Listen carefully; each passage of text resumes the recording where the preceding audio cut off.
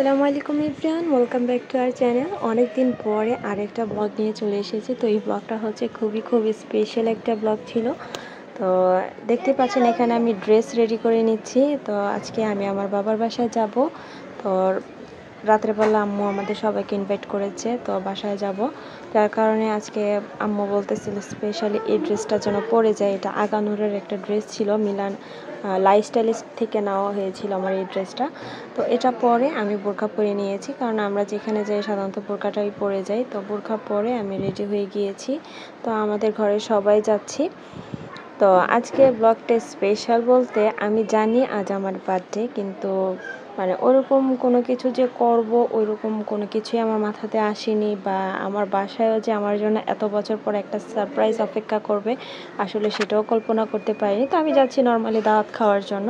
তো এটা হয়তো ভেবেছি যে যেহেতু আজকে আমার বার্থডে, তাই আম্মু সবাইকে হয়তো এমনি ইনভাইট করেছে রাত্রেবেলা খাওয়া দাওয়া করার জন্য, যে যাব। তো মাথায় ওরকম কোনো কিছুই ছিল না। তো নিজের জন্য ভাবছিলাম একটা কেক বানাবো, ওইটাও আমি করিনি, কারণ ভালো লাগতেছিল না। ওই দিন সারাদিন কোনো কারেন্টই ছিল না। পরে বাসায় আসার পরে দেখি আমাকে এই রুমে কেউ ঢুকতেই দিচ্ছে না। তখনই বুঝেছি যে না, আম্মু কিছু একটা করেছে, কারণ প্ল্যানটা সম্পূর্ণ আমার আব্বুর ছিল, তারপর আম্মু আর আমার ছোট ভাই।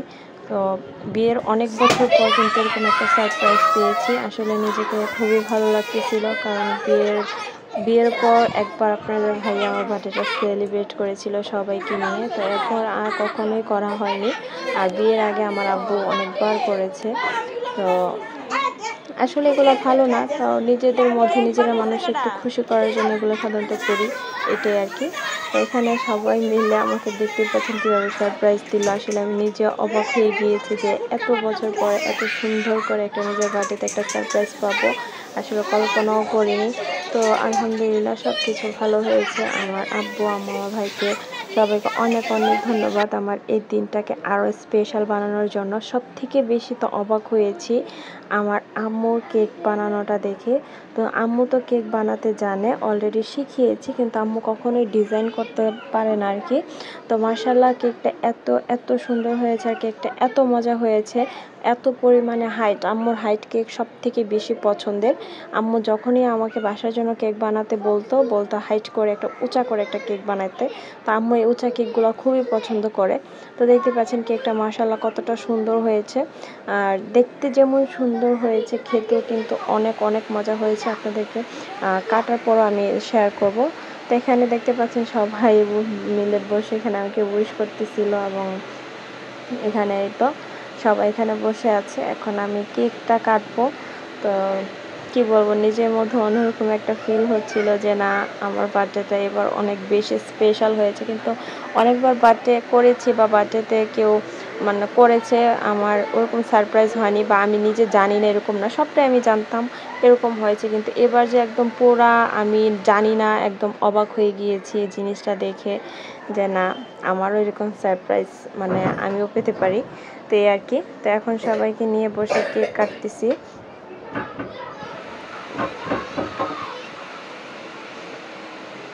এখানে আমরা সবাই বসে এখন কেকটা কেটে নিচ্ছি আর কি।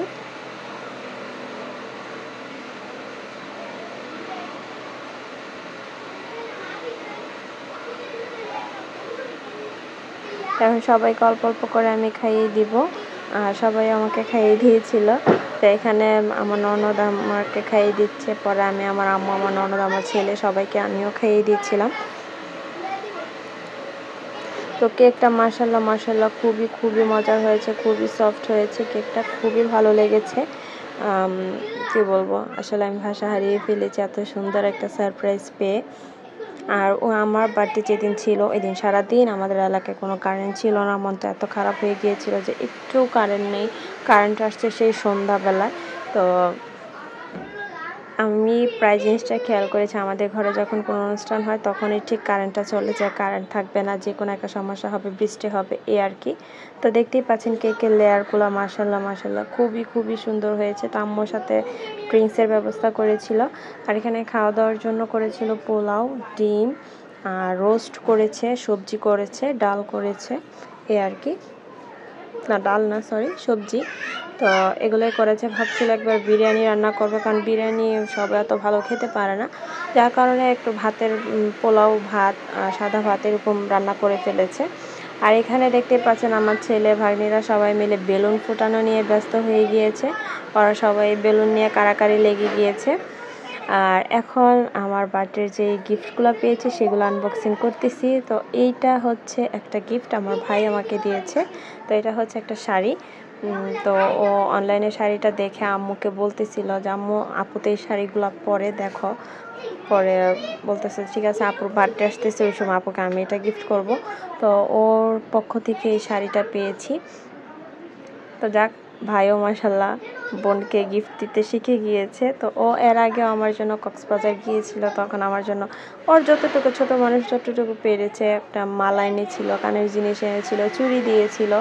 তো তখন তো ইনকাম করতো না, পরিবার থেকে হাত খরচ চাপে, তো এখন মাশাল্লাহ ইনকাম করে। বোনকে মাশাল্লাহ এত দামি একটা গিফট করেছে শাড়ি। তো খুবই সুন্দর হয়েছে শাড়ির কালারটা। তো আমার এই কালারের শাড়ি নেই, তো খুবই ভালো হয়েছে। আর আম্মু আব্বু তো বার্থডে অ্যারেঞ্জ করেছে। আর এখানে আমার পাশের যে বাসার আন্টিরা ছিল ওনারাও কিছু গিফট এনেছে ভালোবেসে নিজ থেকে। তো এগুলো আপনাদের সাথে একটু শেয়ার করতেছি।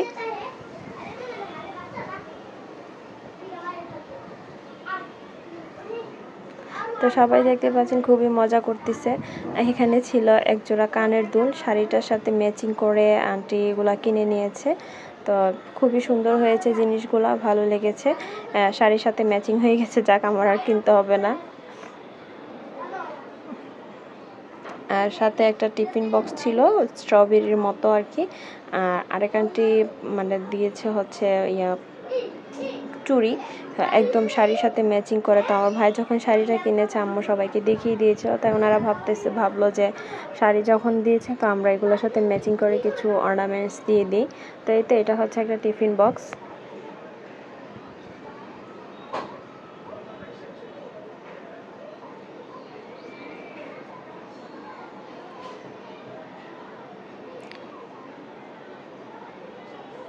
আর এই তো চুড়িগুলা, তো এগুলা আমার আরেক আন্টি দিয়েছে।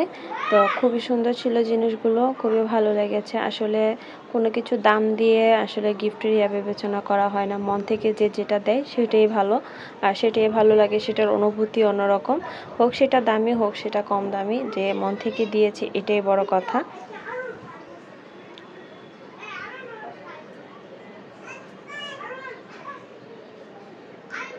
তো এখন সবাই খাওয়া দাওয়া করার জন্য বসে গিয়েছে। এখানে আমার শ্বশুর, আমার ছেলে, আমার ননদের মেয়েরা সবাই এখানে খেতে বসেছে। তো ওদের সবাইকে বাচ্চাদেরকে আগে খাইয়ে মানে খেতে বসিয়ে দিয়েছি যেন ওরা আগে খেয়ে ফেলে। তো আস্তে আস্তে করে সবাই খেয়ে আবার বাসায় চলে যেতে হবে। আর ওই দিন আমার শরীরটা এত বেশি অসুস্থ ছিল যে কি বলবো, খুবই খারাপ লাগতেছিল, পেটে প্রচণ্ড পরিমাণে ব্যথা ছিল। তারপর আলহামদুলিল্লাহ সব কিছু ভালো হয়েছে। তো যাক, পরে আমিও একটু খেতে বসে গিয়েছি। আজকের এই ব্লগটা এ পর্যন্তই, আশা করছি সবার ভালো লেগেছে। তো সবাই ভালো থাকবেন, সুস্থ থাকবেন। আল্লাহ হাফিজ, আসসালামু আলাইকুম।